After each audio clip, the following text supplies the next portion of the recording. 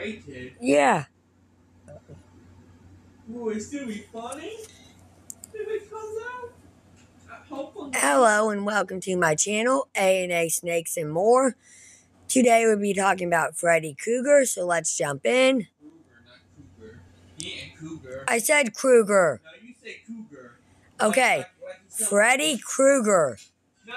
First you say Cougar like he's some goddamn animal in the jungle or some freaking lady trying to have sex for work off the Come to Freddy. down the road. Call me crazy, but weren't the Okay, childhood you are crazy. adaptations we grew up in with the 80s and 90s totally twisted in concept.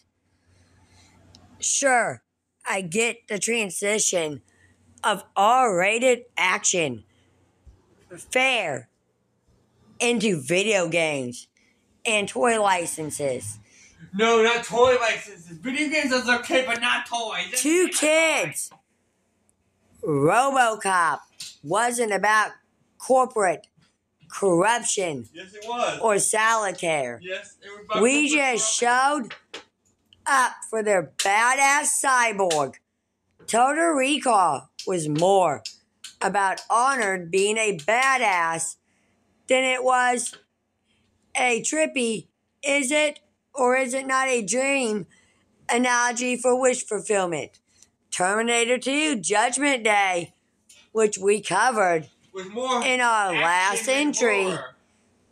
was steeped in questions about fate It and was more choice. action than horror. The first one was horror. That was more action.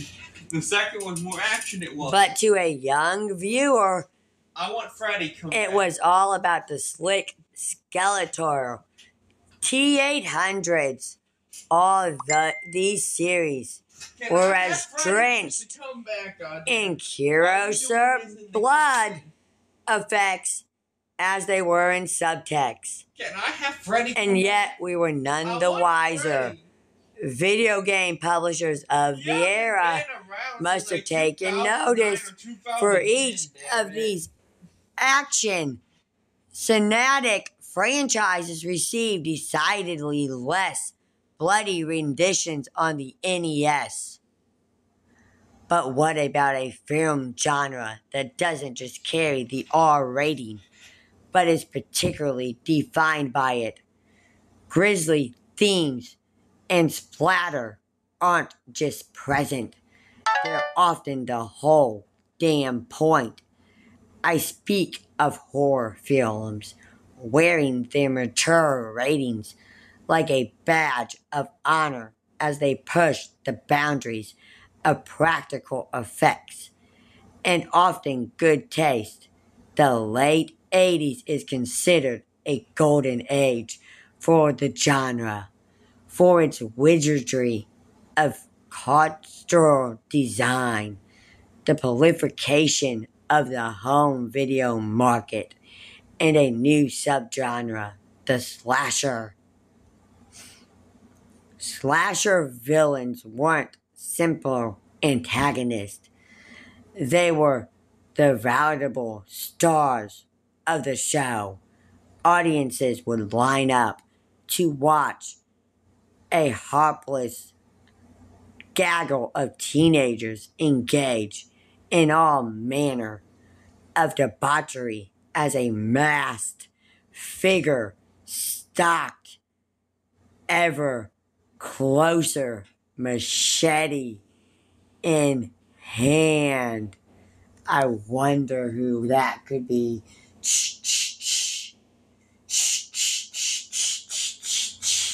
It's the goddamn mama's boy who loves hockey way too much.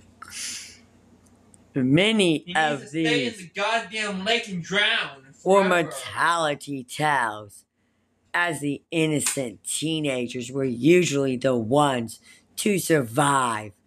But there was one franchise in the mix that totally broke away from this mold.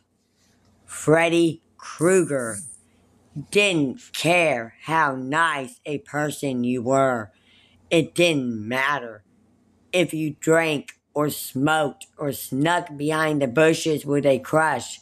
he was coming for you, and in a manner you'd have little way of escaping your very dreams. A Nightmare on Elm Street is about as R-rated as it gets, both in terms of content and the villain's horrific origin story. As a slasher killer, Freddy bucks the trend of a largely silent, hawking brute, where Jason and Michael Myers were silent wraths. Freddy taunted his victims first, then boasted about their demise later.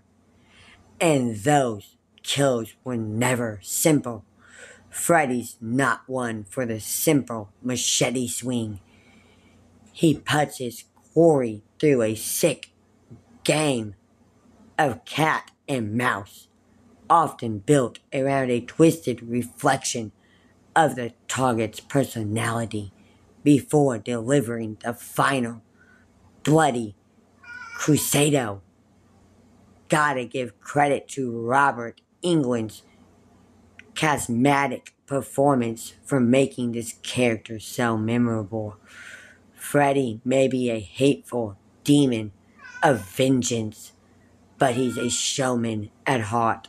Over the film series, his demeanor morphed from sarcastic sadist and more to killer comedian. But his kills remain stellar. Horror set pieces, thank rapping sets, and crazy transformations. Freddy's revenge seldom lacked in speculation. So how in the world did this translate over to the Nintendo Entertainment System? A Nightmare on Elm Street for the NES comes to us from the infamous LJN. But despite the trends of a certain angry video game legend, the game is more fun than its publisher's reputation would have you believe. Releasing in 1990, NES Nightmare would have had the first 5 films in the series to draw upon, the latest being The Dream Child at the time. Though the game doesn't center on any one film in the franchise, I caught nods to various entries, and the tone was on point. As you fire up the game, you're immediately met with nice spooky tune. It's not the classic piano da-na-na, da-na-na of the films, but sets the mood all the same. We then cut right to a shot of Freddy's ugly mug, letting the player know exactly what they're in for. The feel of the overworld hub knows. The creepy surrealist tone of the film. Houses appear to stretch into the backgrounds, giving everything a slated look that'd be right at home in the early German expressionism film. Thank the cabinet of Dr. Corgi, which inspired the Tim Burton autistic scene in films like Beetlejuice. This overworld is essentially your level select as more doors open, as levels are completed, beckoning you to venture within to collect Freddy's bones. And that, my friends, is our mission objective. Collect and destroy all of Mr. Krueger's scattered remains, similar to how the heroes needed to construct Freddy's remains in Nightmare 3, The Dream Warriors, only rather than being in a single select location they're strewn all over town. Not an exact adaptation, but Freddy's been killed a bunch of different ways. And this is more thematic than most. So points for a creative twist on a collectathon. Alas, you don't play as film heroines Nancy or Alice, instead controlling a random black slate teenager. Still, your character's controls are tight and responsive. Jumping is a bit floaty, which can be dangerous around the conspicuous bottomless pits. But you get the hang of it. Your primary punch is woefully ranged, making it easy to get hit while trying to attack enemies. Fortunately, the game's most innovative technology is one that both improves gameplay while anchoring it to the film series. Your character can take a few hits before dying, but damage also has a second consequence. It drains your sleep meter. Once it's empty, you drift off into the dream world where enemies are tougher, and you can only wake up through either defeating Freddy or finding a radio. However, despite these drawbacks, the dream world also houses the game's most potential weapon, the dream powers. Most well known in Nightmare 3, the Dream Warriors, and Nightmare 4, the Dream Master. Dream powers give the protagonist personality-linked abilities that allowed them a fighting chance against Freddy. Up to this point in the series, Freddy was godlike in the dream world, particularly untouchable. Dream powers allowed our heroes to fight back.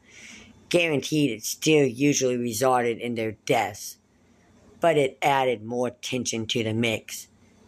They had a shot at survival, however slim, and NES's adaptation provides 3 forms of dream power, each referencing a character from the films.